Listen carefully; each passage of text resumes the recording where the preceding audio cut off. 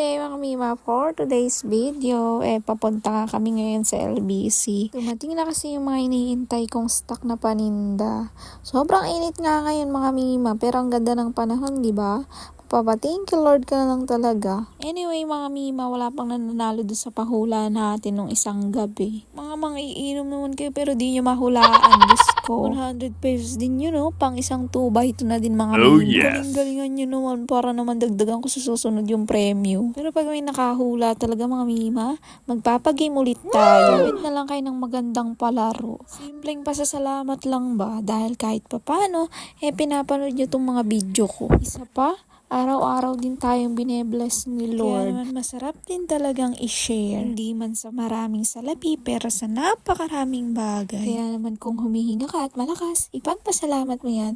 Dahil kahit papano ay nananatili tayo dito sa mundong ibabaw. Yes! Basta, ang dami ko nang sinasabi mga mima, maging grateful lang tayo palagi. Para naman mas lalo tayong i-bless ni Lord, diba? So, yun na nga mga mima, pauwi na rin kami. Nakuha namin magaling ka, dapat di na namin ka. kunin. Aba, galing ah. Tataas ka dyan na, boy. Alright, let's go. Init mga guys. Sobrang init. What's that? Ano na naman yan? Kinuha ka mo, hindi mo na naman kakainin. Ikakalag mo lang naman. O, kainin mo na, eat. Ano ngayaw? Matayaw. So yun mga mimo, kumuha na ng pagkain, hindi mo niya kakainin. Diyos ko. So yan guys, hinda muna tayo guys. Oh my god, ang init talaga ng panahon mga mimo. Talaga is-trending ko kayo. Char. 25. Yan lang. Thank you. Ano na naman? Ayan na naman, nagtuturo na naman siya mga mimo. Oh. Ano naman yan? Ba't may paganyan? Nasaan bayad mo? May pera ka ba? Wala ka namang pera eh. Pagod yung negosyo pag ganito mga mimo. Diyos ko. Ayan na naman, nasaan nga ang pambayad mo? Gagawit sa'yo si Papa. Hingi kang pera, pambayad. Dali, hingi ka. Hingi ka ng pambayad sa kanya. Dali, bibigyan ka ta. Dali na! Sige na, dali. Sabi mo, Papa, bibili ako. Pahing pera. Napakakalit ito, mga talaga itong bata ito. Talagang ginawa ko hindi maggulo, magtumi. Sa akin galing yan, oh! Nag-out ka lang ng pera doon, ha? Loko ka. Pakitingin yan, ilan? Patingin, ilan pera mo? Akin na. Give me that. Come on. Ilan yan? Asan bayad mo? Patingin. Ilan yan? Ilan muna? Patingin muna. Titingnan ko kung may sukli. Patingin. Patingin. Oh, piso! No! Ano mabibili ng piso mo? Diyos ko ka. Hindi naman piso yun eh.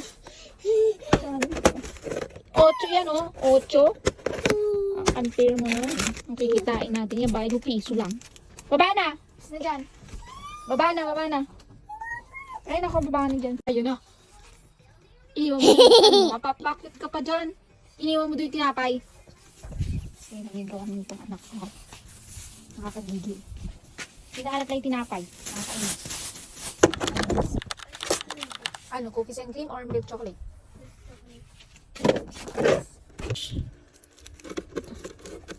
Hindi pa matigas yung cookies and cream. Time check mga mima, 2:30 na. So, tulog na yan kay Madam. So, ligpit na tayo ngayon ng plato. Sobrang daming ligpitin. No? Ligpit na tayo mga guys. Update ko kayo pagtas na magligpit. Tapos na tayo magligpit guys. So, kaya naghintay na ako ng tubig. At maliligo na ako. So, yun mga mima. Naglagay muna ako ng mga karatula din eh. Kasi gusto ko na talagang maligo. Sobrang init na. Ito yun yung partner ko ang bantay sa tinda. So, dyan na muna kayo mga mima. So, yun mga mima, tapos na tayong maligo.